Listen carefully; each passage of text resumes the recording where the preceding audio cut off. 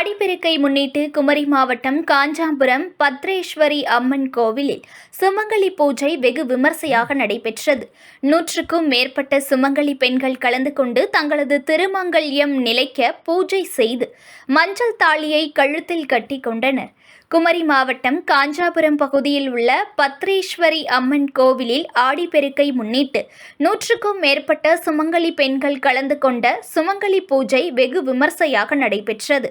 இதில் கும்பத்தை அம்மனாக பாவித்து தாலி உள்ளிட்ட மங்களகரமான பொருட்களை வைத்து பூஜை செய்து தங்களது திருமாங்கல்யம் நிலைக்க வேண்டி பூஜை செய்த மஞ்சள் தாலியை தங்களது கழுத்தில் கட்டிக்கொண்டு வழிபட்டனர்.